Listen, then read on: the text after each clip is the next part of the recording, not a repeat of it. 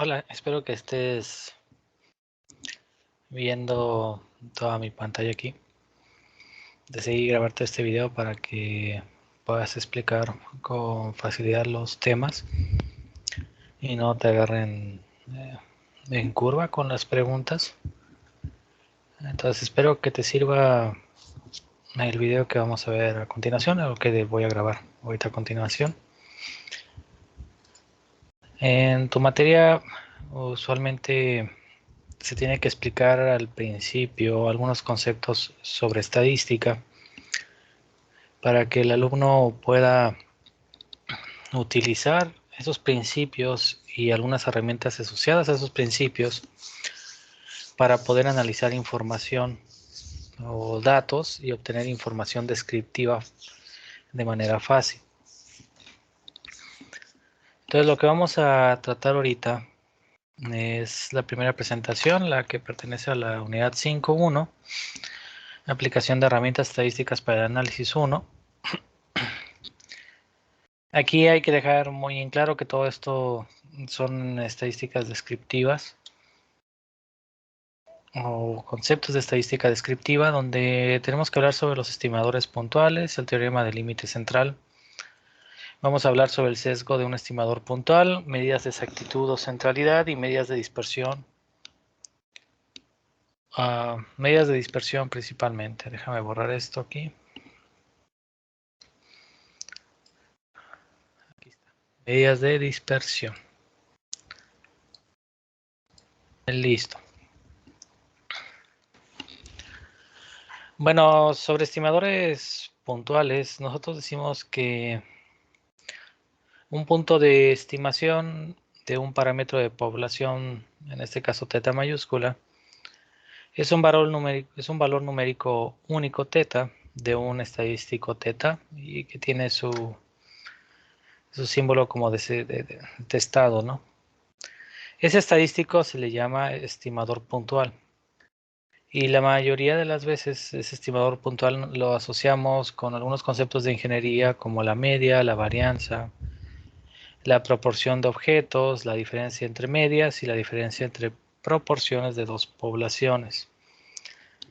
Estos conceptos ya los debíamos de conocer hasta el momento porque la mayoría de las personas tienden a hacer promedios, medias, de un conjunto de datos. A nivel industrial se suele utilizar la media, la varianza, la desviación estándar, para tener un mayor conocimiento sobre el comportamiento de una población, de un conjunto de datos, de un muestreo. Cuando hablamos de proporciones estamos hablando de conceptos que están relacionados a la cantidad de objetos de todo un grupo que representan esa pequeña cantidad de objetos. Y si hablamos nosotros de diferencia de medias, estamos hablando de otros estimadores puntuales que son un poquito más avanzados y que están relacionados a técnicas como el análisis de varianza por medio de las medias, ¿no? Lo mismo sucede con lo de las proporciones. Algo que es muy importante conocer es el teorema del límite central. El teorema del límite central estipula que si nosotros tenemos un conjunto de variables x1, x2, así, que son parte de una muestra aleatoria de un tamaño n, que lo tomamos de una población que es finita o infinita, que tiene una media y una varianza, y si el promedio o x testada es la media de la muestra, la forma que vamos a limitante de esta distribución se puede desarrollar como un valor z, que es igual a la media de la muestra, a la media de la población menos la media de la muestra, entre la desviación estándar, entre la raíz del tamaño de conjunto de datos, ¿no? Donde nosotros decimos que n va a tender al infinito, y a esto nosotros le vamos a llamar distribución normal estándar. Este concepto de distribución normal estándar suele aplicarse mucho en datos que nosotros llegamos a conseguir y que queremos nosotros relacionar directamente con datos de mayor tamaño, que suelen ser la población de ese conjunto de datos que nosotros obtuvimos, ¿no? Nosotros no podemos agarrar y simplemente sacar valores descriptivos o puntuales como la media de una muestra y relacionarlo con toda una población porque probablemente esa muestra no sea lo suficientemente representativa, ¿no? Pero si yo agarro esa muestra y le saco la media de otra muestra y me saco la media de otra muestra y comparo solamente la media de todas las muestras, puede ser que algunas coincidan, pueden ser que otras no, pero si todas estas pertenecen a una misma población, nosotros podemos aplicar este criterio del teorema del límite central, el cual de una manera simple estipula que todas nuestras muestras pueden tener sus valores descriptivos distintos, pero siempre y cuando tengan las mismas características de muestra que sean representativos de una población. Al aplicar el teorema del límite central vamos a ver que esos datos que pudieran tener o no una media similar se encuentran dentro de una misma población. O sea, lo que nos ayuda a este tipo de teorema es decir que si nosotros agarramos un muestreo de personas de Matamoros, pero agarramos los de la colonia del Río 2 y agarramos a los de la colonia Satélite, a las Arboledas, a los presidentes, todos representan a distintos grupos de la sociedad, pero todos están dentro de Matamoros. Matamoros sería nuestra población. Pero si yo sacara, por ejemplo, las medias de las edades de cada una de esas colonias, vamos a ver que va a haber diferencias de edades, de medias de edades entre cada colonia, porque se dicen que entre cada ciudad, en cada ciudad siempre hay colonias donde viven población de personas de mayor edad, porque son que las famosas colonias viejas, y hay otras colonias que son más nuevas, que pues, se llegan a poblar por parejas más jóvenes, entonces pues puede ser que su media de edad sea distinta a la de las colonias más viejas, ¿no? Pero aunque tengan una diferencia de medias, como pertenecen todos a la población de Matamoros, si yo aplico la fórmula que tenemos aquí en la diapositiva, nosotros podemos agarrar todas esas medias que parecieran distintas y al analizarlas con este valor o este estadístico Z, nosotros podríamos estimar si cada una de esas colonias realmente pertenecen a Matamoros, ¿no? Si hay algún dato que no perteneciera a Matamoros, no podría estar dentro de este teorema del límite central y por lo tanto podríamos considerar que ese valor de media de cierta muestra que obtuvimos no pertenece a la población como tal, ¿no? Aquí lo que nosotros podemos ver en esta diapositiva, que hay un pequeño ejemplo, vamos a ver si lo podemos activar. El ejemplo nos especifica lo siguiente. Vamos a esperar a que cargue.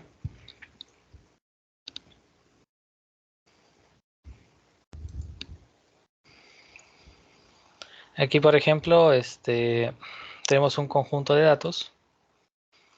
Este conjunto de datos son números aleatorios que se dieron en ciertos conjuntos, en cierto conjunto de información. Y aunque esos números aleatorios podían parecer distintos, pudieran ser medias de un conjunto de datos.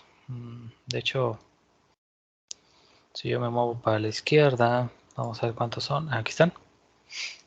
Aquí ya está mejor escrita la gráfica. Cada uno de estos conjuntos de datos pertenece, digamos, a una colonia de aquí de Matamoros, ¿no? Digamos que esto es la cantidad de metros cúbicos que consumen de agua cada una de las colonias. Y para poder establecer esta cantidad se fueron a preguntar en cada colonia 10 casas al azar. Y se tomaron de sus medidores pues el consumo que llevaban hasta ese momento en las colonias, ¿verdad? Entonces cada quien obtuvo un muestreo de cada colonia. Y teóricamente si observamos cada uno de los datos, podemos ver que los datos difieren mucho con respecto a otros grupos. Por ejemplo, aquí tengo un dato de 19, aquí tengo uno de 14 en C15, aquí tengo uno de 15 que está en C10. Entonces todas las colonias obtuvieron mediciones distintas, ¿verdad? Entonces si yo quisiera sacar la media, yo me voy a dar cuenta que las medias de cada uno de estos datos va a diferir de cierta manera. ¿Y cómo puede ser eso? Aquí al lado lo tengo en mi tabla. Al lado de mi tabla tengo la media de cada una de las columnas. Son 20 columnas y podemos ver que cada una de las columnas tiene medias distintas, 9, 7, 9.5, 8, 8, 11, 7, 5, 14, etcétera, ¿no? Entonces, teóricamente, si yo le sacara la media a cada muestreo que hice, voy a tener valores distintos que algunos podrían yo considerar que no son el valor esperado del muestreo de todas las colonias de Matamoros, ¿no? Pero el teorema del límite central me dice que si todas las muestras tienen las mismas características, mientras estas puedan cumplir el estadístico Z, van a estar dentro de una curva normal, lo cual va a decir que van a pertenecer a la misma población. ¿Y cómo lo podemos analizar esto? Bueno, aquí tenemos una gráfica que se llama, es una gráfica de probabilidad de medias, donde estaban estableciendo en cada conjunto la media de cada una de las columnas y utilizan un valor logarítmico para trazar esta línea roja que tenemos aquí. Y lo que nos dice esta gráfica en particular es de que todos los puntos deberían de comportarse de manera aleatoria desde el punto inicial hasta el punto final y deberían de tener una cercanía con la línea roja. Mientras más cerca se encuentren todos los puntos de la línea roja, más van a pertenecer al mismo conjunto de población. Si tenemos puntos que en algún momento se desvían de la línea roja y presentan una cierta tendencia hacia arriba, como lo podemos ver aquí, o hacia abajo, esa población o ese conjunto de datos de muestra van a tener una distribución que se esté cargando hacia un valor que no va a ser un valor de media central. Eso se le llama sesgo. Pero aquí lo interesante de esto es de que todos los puntos que obtuvimos ahorita del muestreo de metros cúbicos de agua de Matamoros se encuentran muy cercanos a la línea roja. Entonces eso quiere decir que aunque los datos pertenezcan a 20 colonias distintas, a 10 casas aleatorias entre cada colonia, todo el consumo de agua de esas colonias pertenece al agua de Matamoros, ¿no? Son pertenecientes a la misma población. Entonces, que de manera simplificada, el teorema del límite central nos ayuda a eso, ¿no? Que cuando nosotros hacemos un muestreo de datos y obtenemos variables descriptivas o estimadores puntuales como la media, la desviación estándar, la varianza, cada muestreo va a tener una media o una varianza distinta, pero si nosotros aplicamos el estadístico Z, el teorema del límite central, y los transformamos en una curva de probabilidad Z, que es este valor que tenemos aquí en la ecuación, se van a comportar como una población si pertenecen a esa población. Por eso es muy importante hablar sobre el teorema del límite central.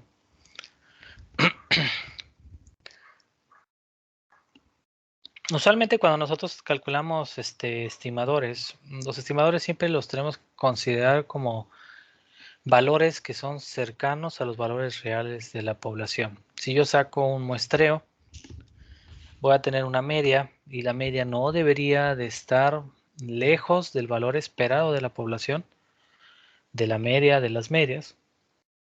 Entonces así podríamos considerar que esa muestra sí pertenece a la población. Entonces, ¿qué es lo que sucede? Cuando yo saco un estimador en un muestreo, si ese estimador de muestreo es igual al estimador de la población, teóricamente si agarro esos dos estimadores y los resto, el valor o la diferencia que vamos a obtener es cero, ¿no? Porque esa media está muy cercana o es exactamente igual a la media de la población. El problema se presenta cuando este tipo de estimadores presentan un sesgo, como lo que hablé ahorita, que en esa gráfica ahí había una pequeña desviación de puntos fuera de la línea roja. Cuando se sucede un sesgo, se dice que los datos tienen una tendencia hacia un valor, vamos a decir, predilecto, que puede ser cargado a la derecha de la media o a la izquierda de la media. ¿Y cómo podemos saber eso? Bueno, si yo tengo una muestra y conozco los valores descriptivos de la población, saco la media de la población, saco la media de la muestra y al hacer la diferencia entre ambos valores o entre ambos estimadores, el resultado debería de ser cero, pero si no da cero, pues se dice que el dato presenta un sesgo.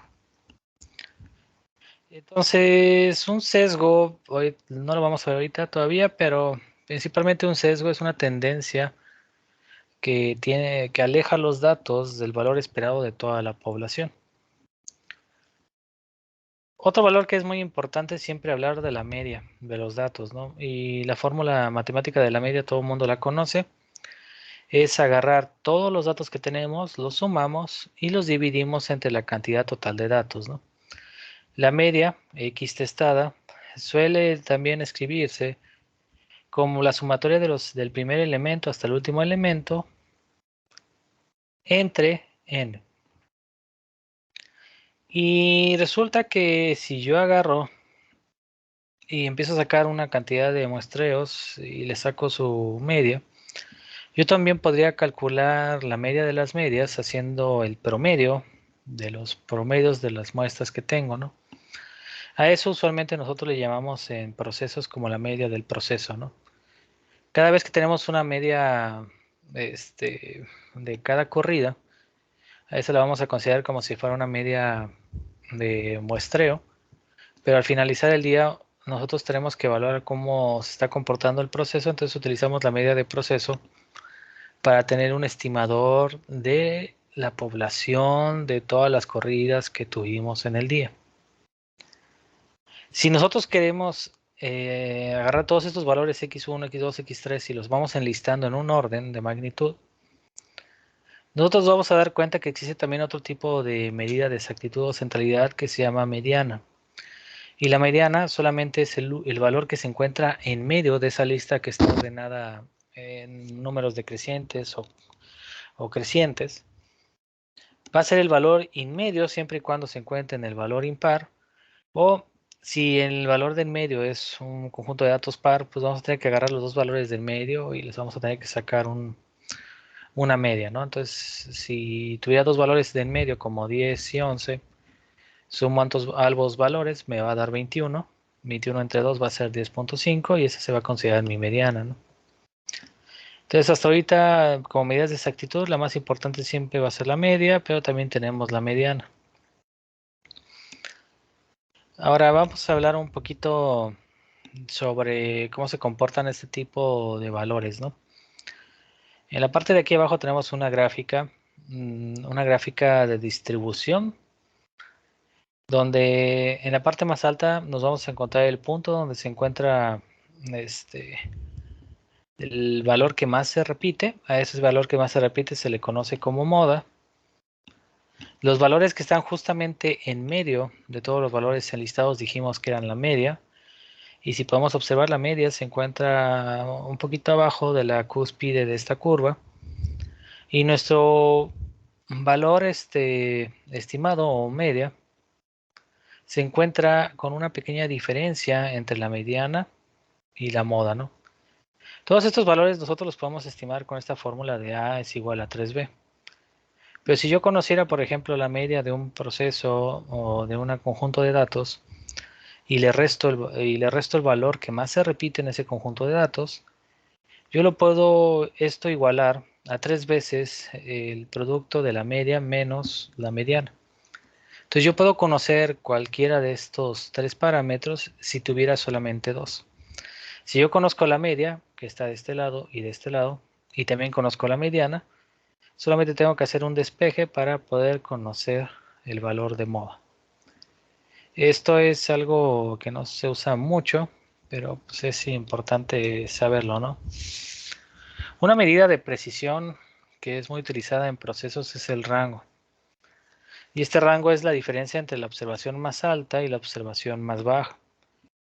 Usualmente también le llamamos nosotros intervalo, ¿no? Pero depende la persona que está enseñando la materia porque rango a veces lo confunden con rango militar y hay profesores que no lo quieren llamar así, pero lo más correcto siempre es llamarlo rango porque lo tenemos asociado a una letra R. El rango medio, que es una medida de precisión importante, es el valor o promedio de todos los rangos que tenemos en cada muestra. De las 20 muestras de las colonias de Matamoros, yo voy a buscar el valor más alto y le voy a restar el valor más bajo y voy a obtener su rango. Así para cada una de las 20 colonias, voy a sumar todos esos rangos y los voy a dividir entre 20 y voy a obtener este promedio de rangos. Aquí lo importante es de que el rango siempre va a depender del número de observaciones de cada muestra y el rango pues solamente utiliza una porción de los datos obtenidos, o sea, hay que tener cuidado sobre las inferencias que hagamos sobre este rango. Pero el rango no es solamente una medida de precisión que utilizamos comúnmente en la industria, también utilizamos la desviación estándar. Y la desviación estándar toma en cuenta todos los datos y es una medida de la desviación que tenemos con respecto a la media. Si nosotros observamos la fórmula de desviación estándar, es la sumatoria del valor menos la media del proceso al cuadrado, ¿no? Entonces yo tengo que hacer como una columnita donde yo tengo los valores que obtuve de mi proceso o de mi muestra. Voy a sacar un promedio de todo eso. Y con ese promedio voy a aplicarlo directamente a esta fórmula. O si es un promedio de población, o sea, una media de media, pues lo voy a aplicar aquí. Y lo que voy a hacer es estar haciendo esta operación renglón por renglón. Si yo quiero obtener otro valor distinto a la desviación estándar, también puedo obtener algo que se llama varianza. Y la varianza solamente es dividir lo anterior entre el conjunto de datos. Pero bueno, esta es desviación que tenemos aquí de datos. Ya nosotros la podemos calcular realmente como desviación estándar cuando al final solamente sacamos la raíz de la desviación entre la cantidad de datos en la muestra.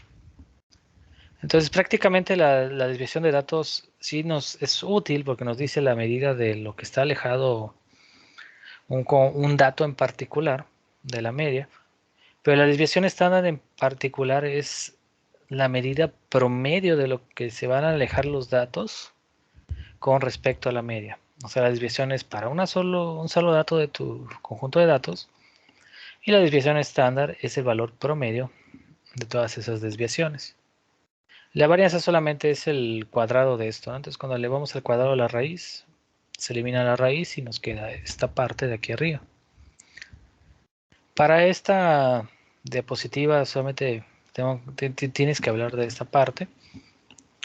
Sí suena un poquito complejo, pero este tipo de información solamente se da en las escuelas como parte de probabilidad y estadística. Entonces hay partes de aquí que ya deberían de conocer tus alumnos, ¿no? Ahorita voy a cortar esta y te voy a proporcionar la segunda parte de la explicación, ¿no?